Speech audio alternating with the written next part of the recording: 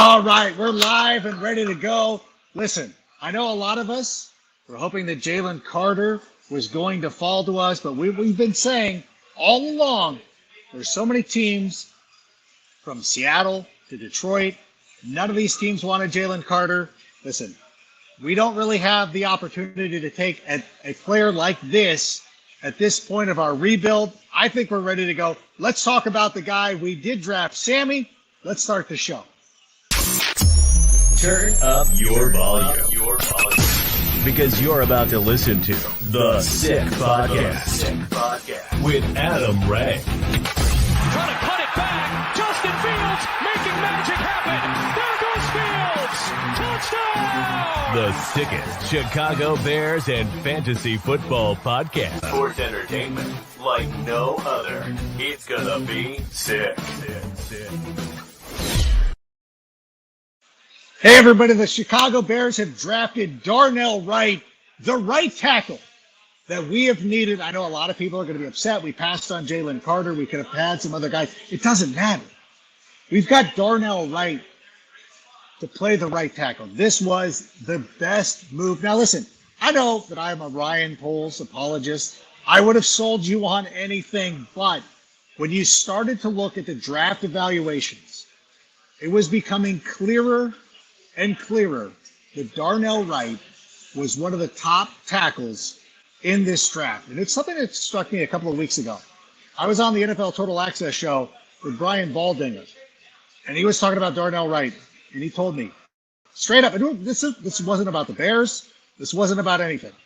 He said, listen, this is the best offensive tackle who is available out there.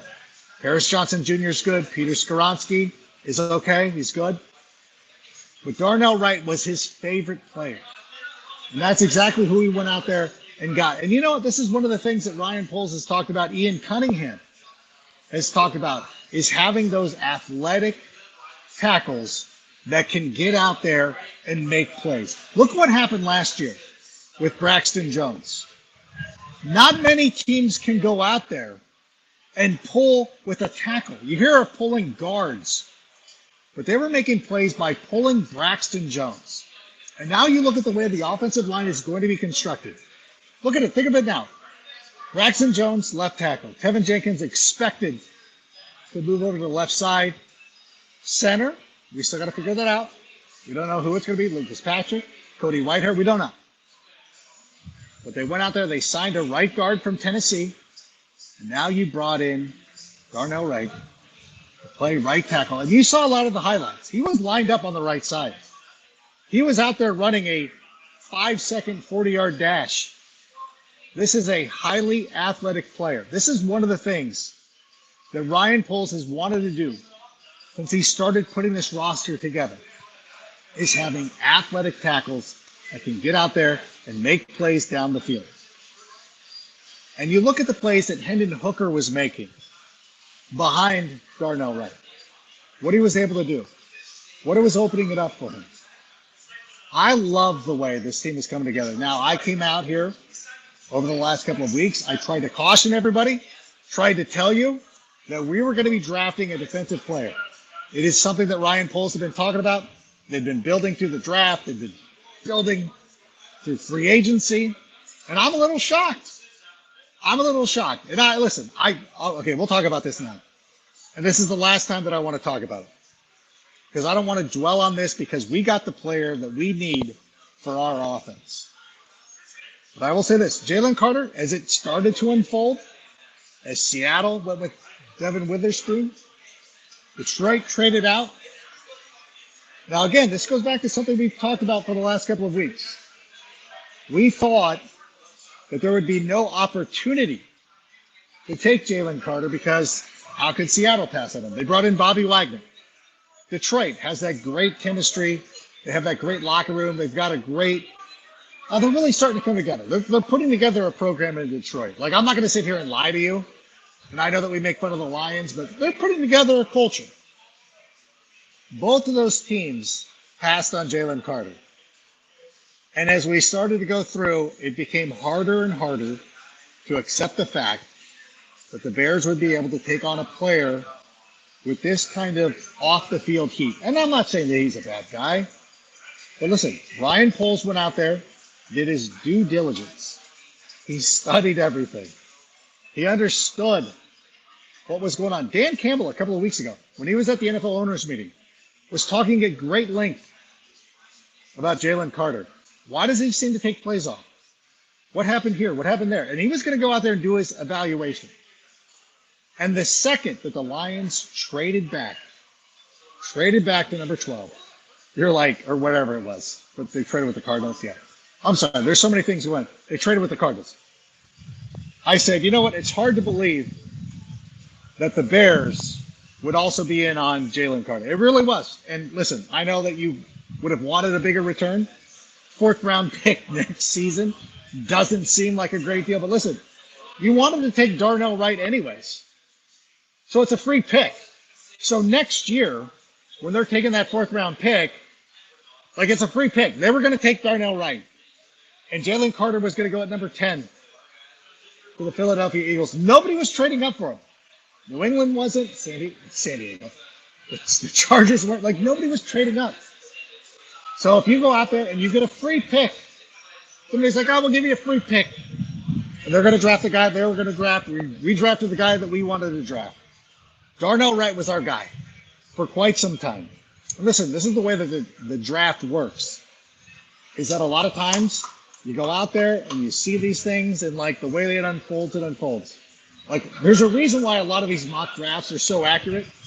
Like our own Daniel Jeremiah talked about this, that Houston was going to get the 2nd and 3rd pick. That they were going to go out and, Bijan Robinson was going to Atlanta. All sorts of stuff was going on. So for me, the Bears knew who they wanted. A highly athletic tackle. And we put him out there with Braxton Jones. I love it. I love this for the offense. I love this for everything. I would have loved, listen, and you know me, I've been very vocal about this. As we were sitting here watching it at Rip Beer Company in Huntington Beach, we were talking about Jackson Smith and Jigba. And listen, I wanted him. You know this. I know. I've made no mistake. That's the pick that I would have made. But listen, I'm also in that room, and I'm looking at Darnell Wright. I'm like, okay, you don't have to sell me too hard on this one. And if Ryan Poles, through his evaluation, has determined that this was the player that we need to play right to, and look at the way this has been setting up. Just look at it. Last year, he knew what he was doing when he took Braxton Jones. None of us had heard of him. Southern Utah, you didn't watch him in college. And he went out there and started every game. Kevin Jenkins, we love him. Switch the guard. He's a Pro Bowl caliber player. He's going to switch to the left side now. We signed the guy from Tennessee. Now we got Darnell. Oh my gosh. This is working out perfectly.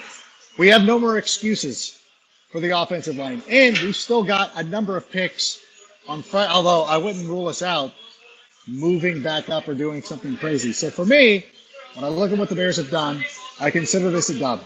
I consider this a victory. Everybody wanted us to strengthen the offensive line. I know a lot of you who watch the show, who follow me on the social media channels, they wanted Paris Johnson Jr.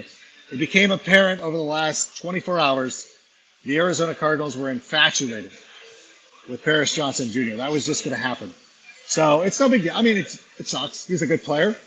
But I think that Darnell Wright was the player that they had fixated on. And they could have moved up. I mean, the Arizona Cardinals moved up. Maybe the Cardinals had to move up because the Bears were on the scent. They were looking at Paris Johnson Jr. But whatever. We made the Cardinals blink. We picked up a 4th round pick. And we got the tackle that they probably wanted all along. Listen, Ryan Poles drafted Braxton Jones to be our left tackle. And Paris Johnson is a left tackle. And there's a part of me that believes that he was not going to move. He was going to keep his guy there at left tackle. We got our right tackle. Our offensive line is significantly improved. So this is a good move. And there's still a lot of moves to be made. I still feel very comfortable with this team is right now. So I'm a huge fan of what Ryan Poles is doing. We got a great team. And listen, Jalen Carter's not going to the Lions, so that has to be considered a win. But it was a great a great pick. And still, I keep looking back at the TV. There are things that can still happen. There's a lot of ways we can go, but I think the Bears have done a great job with Darnell Wright. We got a long ways to go. Be sure to check me out on NFL Total Access on Friday night. And of course, we will be doing a recap of this. This will be dropping on Monday morning, where we will go over all the draft picks. But for right now, enjoy the rest of the draft. We did our work. We got our guy. You should all be excited. I'm excited. So for everybody here, bear down. And Sammy, why don't you go ahead and play us out? And that's a wrap. Hope you don't miss us too much until next time.